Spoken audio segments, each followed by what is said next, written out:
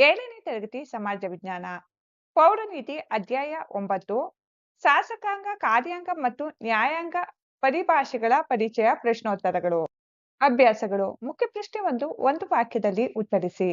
ಪ್ರಶ್ನೆ 1 ಶಾಸಕಾಂಗದ ಮೂಲ ಪದ ಯಾವುದು? ಉತ್ತರ ಶಾಸಕಾಂಗ ಅಥವಾ ಪಾರ್ಲಿಮೆಂಟ್ ಎಂಬ ಪದವು ಫ್ರೆಂಚ್ ಭಾಷೆಯ ಪಾರ್ಲರ್ ಮತ್ತು ಲ್ಯಾಟಿನ್ ಭಾಷೆಯ ಪಾರ್ಲಿಮೆಂಟಮ್ ಎಂಬ ಮೂಲ ಶಬ್ದಗಳಿಂದ ಬಂದಿದೆ. ಇದರ ಅರ್ಥ ಮಾತನಾಡು, ಚರ್ಚಿಸು ಎಂದಾಗಿದೆ. ಪ್ರಶ್ನೆ 2 ಶಾಸಕಾಂಗ ಎಂದರೇನು? ಉತ್ತರ ಒಂದು ರಾಷ್ಟ್ರಕ್ಕೆ ಅಗತ್ಯವಾದ ಹೊಸ ಕಾನೂನುಗಳನ್ನು ರೂಪಿಸುವ, ಅಸ್ತಿತ್ವದಲ್ಲಿರುವ ಕಾನೂನುಗಳನ್ನು ಮಾರ್ಪಾಡು ಮಾಡುವ ಹಾಗೂ ಅನುಪಯೋಗಿ ಕಾನೂನುಗಳನ್ನು ರದ್ದುಪಡಿಸುವ ಸರ್ಕಾರದ ಮೊದಲ ಅಂಗವೇ ಶಾಸಕಾಂಗ. ಪ್ರಶ್ನೆ 3 ಏಕಸದನ ಶಾಸಕಾಂಗ ಎಂದರೇನು? ಉತ್ತರ ಶಾಸಕಾಂಗ ಒಂದೇ ಒಂದು ಸದನವನ್ನು ಹೊಂದಿರುವುದಕ್ಕೆ ಏಕಸದನ ಶಾಸಕಾಂಗ ಎನ್ನುತ್ತಾರೆ. ಪ್ರಶ್ನೆ 4 ದ್ವಿಸದನ ಶಾಸಕಾಂಗ ಎಂದರೇನು? ಉತ್ತರ 2 ಸದನಗಳನ್ನು ಹೊಂದಿರುವ ಶಾಸಕಾಂಗವೇ ದ್ವಿಸದನ ಶಾಸಕಾಂಗ. ಕಾರ್ಯಾಂಗ ಪ್ರಶ್ನೋತ್ತರಗಳು. ಪ್ರಶ್ನೆ 1 ಕಾರ್ಯವಿದ್ದ ಸ್ಥಳಗಳನ್ನು ಸೂಕ್ತ ಪದದಿಂದ ಭರ್ತಿ ಮಾಡಿ. ವಾಕ್ಯ 1 ಶಾಸನಗಳನ್ನು ಅನುಷ್ಠಾನಗೊಳಿಸುವ ಅಂಗ ಡ್ಯಾಶ್. ಉತ್ತರ ಕಾರ್ಯಾಂಗ. ಶಾಸನಗಳನ್ನು ಅನುಷ್ಠಾನಗೊಳಿಸುವ ಅಂಗ ಕಾರ್ಯಾಂಗ. ವಾಕ್ಯ 2 ಆಧುನಿಕ ರಾಜ್ಯಗಳೆಲ್ಲವೂ ಡ್ಯಾಶ್ ರಾಜ್ಯ ಸ್ಥಾಪನೆಯ ಗುರಿಯನ್ನು ಹೊಂದಿವೆ. ಉತ್ತರ ಕಲ್ಯಾಣ. ಆಧುನಿಕ ರಾಜ್ಯಗಳೆಲ್ಲವೂ ಕಲ್ಯಾಣ ರಾಜ್ಯ ಸ್ಥಾಪನೆಯ ಗುರಿಯನ್ನು ಹೊಂದಿವೆ. ವಾಕ್ಯ 3 ಆನುವಂಶಿಕ ವಿಧಾನವು ಡ್ಯಾಶ್ ಮೂಲಕ ರಾಷ್ಟ್ರದ ಮುಖ್ಯಸ್ಥರನ್ನು ಆಯ್ಕೆ ಮಾಡುತ್ತದೆ. ಉತ್ತರ ವಂಶ ಪಾರಂಪರ್ಯ. ಆನುವಂಶಿಕ ವಿಧಾನವು ವಂಶ ಪಾರಂಪರ್ಯ ಮೂಲಕ ರಾಷ್ಟ್ರದ ಮುಖ್ಯಸ್ಥರನ್ನು ಆಯ್ಕೆ ಮಾಡುತ್ತದೆ. ವಾಕ್ಯ 4 ಭಾರತದ ರಾಷ್ಟ್ರಪತಿಯವರು ಡ್ಯಾಶ್ ಚುನಾವಣೆಯ ಮೂಲಕ ಆಯ್ಕೆಯಾಗುತ್ತಾರೆ. ಉತ್ತರ ಪರೋಕ್ಷ.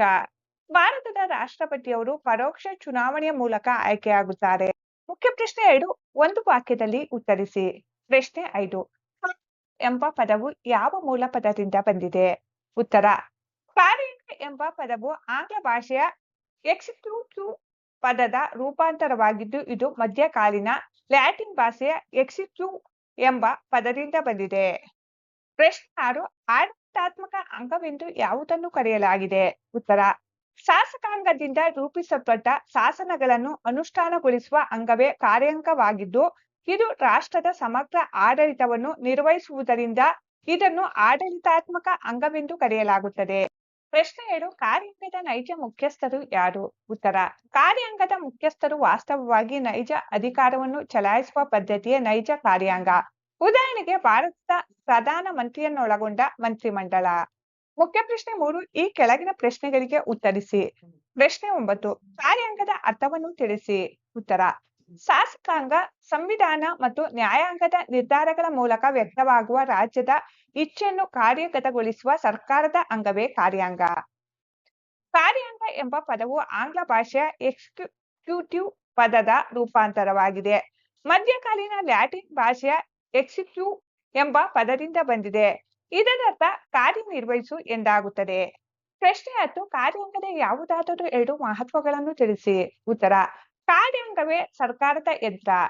ರಾಷ್ಟ್ರದ ಸಂಪೂರ್ಣ ಆಡಳಿತದ ಜವಾಬ್ದಾರಿಯನ್ನು ಕಾರ್ಯಾಂಗವೇ ನಿರ್ವಹಿಸುತ್ತದೆ. ಕಾನೂನನ್ನು ಅನುಷ್ಠಾನಗೊಳಿಸುವುದು. ಶಾಸಕಾಂಗವು ರಚಿಸಿದ ಶಾಸನಗಳನ್ನು ಸರಿಯಾಗಿ ಕಾರ್ಯರೂಪಕ್ಕೆ ತರುವ ಹೊಣೆ ಕಾರ್ಯಾಂಗದ್ದಾಗಿದೆ. ಪ್ರಶ್ನೆ 11 ಕಾರ್ಯಾಂಗವು ನಿರ್ವಹಿಸುವ 4 ಕಾರ್ಯಗಳನ್ನು ಬರೆಯಿರಿ. ಉತ್ತರ ರಾಷ್ಟ್ರದ ಸಂಪೂರ್ಣ ಆಡಳಿತದ ಜವಾಬ್ದಾರಿಯನ್ನು ನಿರ್ವಹಿಸುತ್ತದೆ. ಶಾಸಕಾಂಗವು ರೂಪಿಸುವ ಕಾನೂನುಗಳನ್ನು ಅನುಷ್ಠಾನಗೊಳಿಸುತ್ತದೆ. ಕಲ್ಯಾಣ ರಾಜ್ಯ ಸ್ಥಾಪನೆಗಾಗಿ ಅಗಾಧವಾದ ಕಾರ್ಯಕ್ರಮಗಳನ್ನು ಹಮ್ಮಿಕೊಳ್ಳುತ್ತದೆ. ಅಂತಾರಾಷ್ಟ್ರೀಯ ಸಂಬಂಧಗಳ ಸಂವರ್ಧನೆಯಲ್ಲಿ ಒಪ್ಪಂದಗಳನ್ನು ಮಾಡಿಕೊಳ್ಳುವಲ್ಲಿ ಹಾಗೂ ರಾಷ್ಟ್ರೀಯ ಹಿತಾಸಕ್ತಿಗಳನ್ನು ರಕ್ಷಿಸುವಲ್ಲಿ ಪ್ರಮುಖ ಪಾತ್ರ ವಹಿಸುತ್ತದೆ. 7ನೇ ತರಗತಿ ಸಮಾಜ ವಿಜ್ಞಾನ ಪೌರನೀತಿ ಅಧ್ಯಾಯ 9 ನ್ಯಾಯಾಂಗ ಪ್ರಶ್ನೋತ್ತರಗಳು. ಮುಖ್ಯ ಪ್ರಶ್ನೆ 1 ಖಾಲಿ ಬಿಟ್ಟ ಸ್ಥಳಗಳನ್ನು ಸೂಕ್ತ ಪದದಿಂದ ಭರ್ತಿ ಮಾಡಿ. ವಾಕ್ಯ 1 ನ್ಯಾಯಾಂಗದ ಮೂಲ ಪದ ಡ್ಯಾಶ್. ಉತ್ತರ ಲ್ಯಾಟಿನ್ ಭಾಷೆಯ ಜಸ್ಟಿಸಿಯಾ. ನ್ಯಾಯಾಂಗದ ಮೂಲ ಪದ ಲ್ಯಾಟಿನ್ ಭಾಷೆಯ ಜಸ್ಟಿಸಿಯಾ.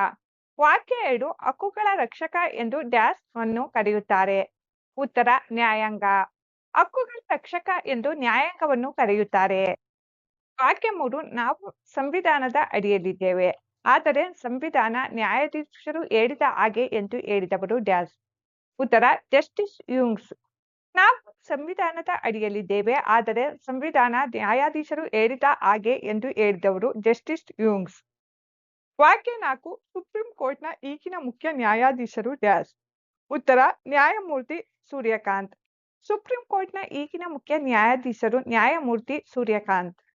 ಮುಖ್ಯ ಪ್ರಶ್ನೆ 2, ಕೆಳಗಿನ ಪ್ರಶ್ನೆಗಳಿಗೆ ಉತ್ತರಿಸಿ. ಪ್ರಶ್ನೆ 6, ನ್ಯಾಯಾಂಗದ 2 ಮಹತ್ವಗಳನ್ನು ಪಟ್ಟಿ ಮಾಡಿ. ಉತ್ತರ ಕಾನೂನನ್ನು ರಕ್ಷಿಸುವುದು. ಕಾನೂನಿಗೆ ಅವಿಧೇಯತೆರೆಸಗುವ ವ್ಯಕ್ತಿಗಳಿಗೆ ಶಿಕ್ಷೆ ನೀಡುವ ಮೂಲಕ ನ್ಯಾಯಾಂಗವು ಜನರಿಗೆ ತಮ್ಮ ಮಿತಿಯನ್ನು ಅರಿತುಕೊಂಡು ಬಾಳಲು ಅವಕಾಶ ಕಲ್ಪಿಸುತ್ತದೆ. ಹಕ್ಕು ಮತ್ತು ಸ್ವಾತಂತ್ರ್ಯಗಳಿಗೆ ರಕ್ಷಣೆ. ಸರ್ಕಾರದ ಹಾಗೂ ವ್ಯಕ್ತಿಗಳ ಅತಿಕ್ರಮಣದಿಂದ ಪ್ರಜೆಗಳ ಹಕ್ಕು ಮತ್ತು ಸ್ವಾತಂತ್ರ್ಯಗಳನ್ನು ರಕ್ಷಿಸುವ ಹೊಣೆಗಾರಿಕೆಯನ್ನು ಹೊಂದಿದೆ. ಪ್ರಶ್ನೆ 6, ನ್ಯಾಯಾಂಗದ ಯಾವುದಾದರೂ 2 ಕಾರ್ಯಗಳನ್ನು ತಿಳಿಸಿ. ಉತ್ತರ ಕಾನೂನನ್ನು ಅರ್ಥೈಸಿಕೊಳ್ಳುವುದು. ಅಸ್ಪಷ್ಟ ಮತ್ತು ತೀರಾ ಸಂಕ್ಷಿಪ್ತ ಕಾನೂನುಗಳಿಗೆ ಅಗತ್ಯಕ್ಕೆ ತಕ್ಕಂತೆ ಅರ್ಥ ವಿವರಣೆ ನೀಡುತ್ತದೆ. ನ್ಯಾಯ ತೀರ್ಮಾನ ವ್ಯಕ್ತಿಗಳ ನಡುವೆ ಮತ್ತು ವ್ಯಕ್ತಿ ಮತ್ತು ಸರ್ಕಾರದ ನಡುವೆ ಹಾಗೂ ರಾಜ್ಯಗಳ ನಡುವಿನ ವಿವಾದಗಳನ್ನು ನ್ಯಾಯ ನಿರ್ಣಯದ ಮೂಲಕ ಬಗೆಹರಿಸುತ್ತದೆ.